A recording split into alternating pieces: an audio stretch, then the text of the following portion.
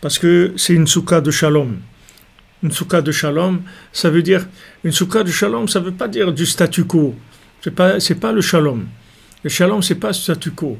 Le shalom, ça veut dire que ta vision des choses et ma vision des choses, elles sont différentes et on les inclut ensemble et ça devient un. Ta façon de voir et ma façon de voir, ce sont deux côtés de la même chose.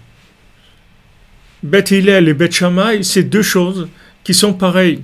Beth Hillel, c'est une vision terrestre. Beth Shammai, comme son nom l'indique, c'est une vision du ciel, de Shamaïm.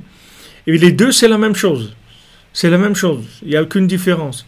Maintenant, entre un homme et une femme, c'est la même chose. Un homme, c'est une vision qui est une vision de théorique, c'est une vision des mondes supérieurs. Et une femme, c'est une vision des mondes inférieurs. Maintenant, les deux, ils doivent être béchalom.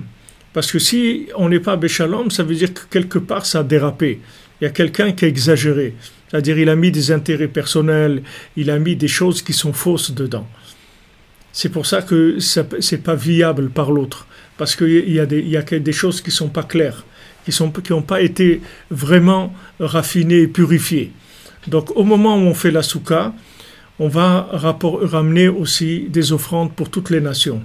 On va au Beth Amikdash, au temple, on va amener des offrandes, des sacrifices pour toutes les nations.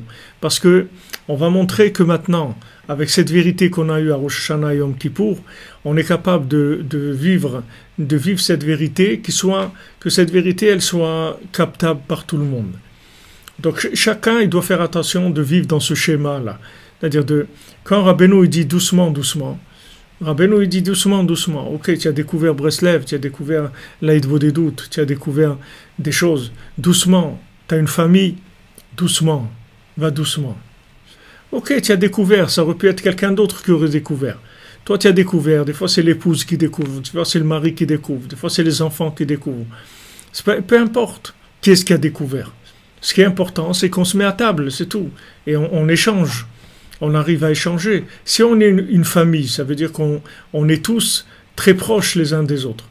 Donc on doit arriver à se communiquer la vérité de manière à ce qu'on puisse la vivre, qu'on ne se trouve pas dans une vérité qu'il n'y a que moi qui vis ça. Et maintenant, j'arrive plus à parler avec ma famille parce qu'ils n'ont rien compris, etc. Ça veut dire qu'ils n'ont rien compris. C'est toi qui n'as rien compris, c'est pas eux. Pourquoi ils n'ont rien compris? C'est toi qui n'as rien compris. Eux, ils ont compris. Ils sont là. Ils sont avec toi. Ils parlent avec toi, oui. Donc, qu'est-ce que tu veux d'eux? Non, mais ils n'ont rien compris. Ils ne savent pas qu'est-ce que c'est. Eh bien, vas-y, apprends-leur. Si maintenant, toi, tu sais. Pourquoi tu dis... Ah, parce que tu sais pas... Tu sais pas... Tu n'as pas une vérité que tu maîtrises assez de manière à pouvoir l'amener à leur niveau. Alors, c'est facile de dire que c'est l'autre qui est ignorant. Que c'est l'autre qui a rien compris. C'est facile de dire « Ouais, mais tu comprends rien. » Ok, explique-moi. Je comprends rien, d'accord, mais explique-moi pourquoi tu m'expliques pas. Mais je t'ai expliqué, tu comprends rien. Mais non, tu m'as pas expliqué. Si je comprends rien, c'est que tu m'as pas expliqué. Explique-moi que je comprenne.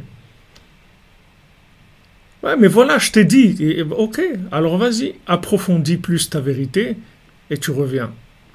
Va chercher plus loin, plus profond, plus profond, plus profond. Va chercher plus profond. Va chercher plus. Avance, plus. Et à ce moment-là, tu verras que tu pourras communiquer ta vérité.